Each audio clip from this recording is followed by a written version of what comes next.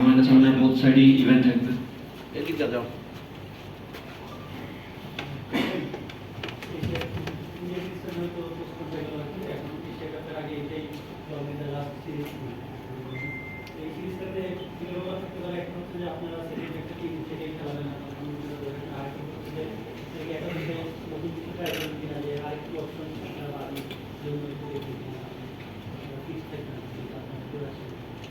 দেখা যাক, particular date particular কন্ডিশনের উপরে আমরা বিবেচনা করব। আমাদের টিমের যে ব্রেঞ্চ স্ট্যান্ডটা এখন আছে, আমার মনে হয় সবাই ক্যাপাবল ওই জায়গাটায় খেলার মতো। এবং আমরা ম্যানেজমেন্ট ডিপেন্ড করবো যে কোন সময় কাকে খেলানো যায়, এবং আমরা চেষ্টা করবো এভাবে খেলানোর। না, জিনিসটা তেমন না। প্রত্যেকটা সিরিজই খুবই ইম্পর্টেন্ট।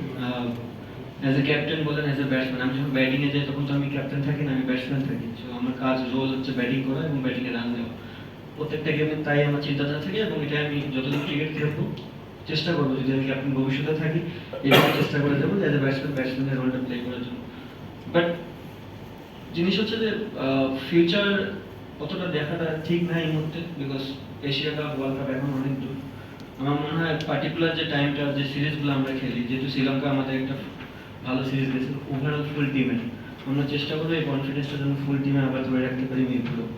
দেন বাদ বাকি আমাদের হাতে সময় থাকবে, ক্যাম্প করবো আমরা, আবার নেক্সট কোনো সিরিজ খেলবো, দেন আলাদা একটা প্ল্যানিংয়ে যাবো। অবভিয়াসলি আমাদের একটা প্ল্যানিং তো আছে যে আমরা ওয়ার্ল্ড কাপ খেলতে যাবো, বিগ ইভেন্ট, তার আগে এশিয়া কাপ আছে। বাট তার আগে যে কিছু জিনিস যে মানে আপনি এক ধাপে তো 10টা লাগতে পারবেন না, 1-2-3 করে আগাতে হবে। তো আমাদের এই ধাপগুলো হচ্ছে এই জায়গায় আমরা চেষ্টা করবো এখানে ফুলফিল করার জন্য। বিগ অ্যাচিভমেন্ট, প্রত্যেকটা ওপেনার না, শুধু যে ব্যাটসম্যান যাবে তারই রোল হচ্ছে ইনিংসটা বড় করা এবং এফেক্টিভ ইনিংস খেলা, টিমের জন্য কতটা ভাইটাল রোল প্লে করতে পারতেছে।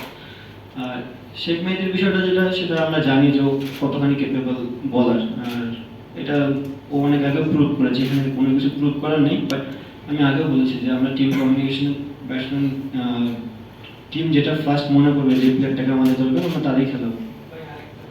বিল্ড আপ হতো ওখানে ওই উইকেটে খেলে। অবভিয়াসলি বাংলাদেশ টিম ওখানে ডেভেলপ করছে, ওই সিরিজ জিতছে, এটা একটা বিশাল প্লাস পয়েন্ট।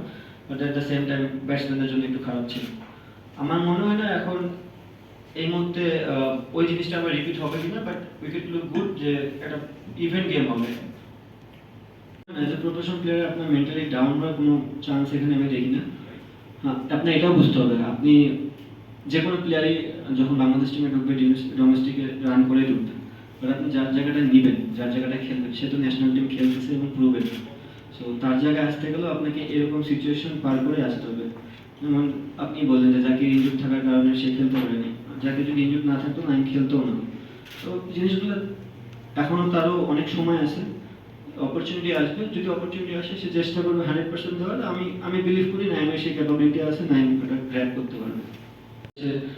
অনেক ভালো ভালো প্লেয়ার আছে যারা এখনো বাইরে ডোমেস্টিক খেলতেছে।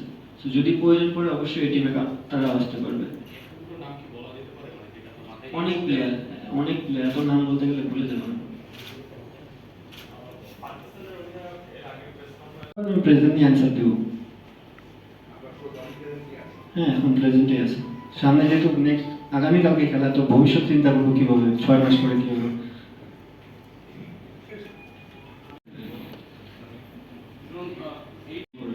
আগে যেটা হতো যে কনকাশনে আপনার একটা অলরাউন্ডার না থাকলে অনেক সময় ব্যাটসম্যান দিয়ে দিত, বাট এখন নেম রাইট করা থাকে যে কার পরিবর্তে কে আসবে।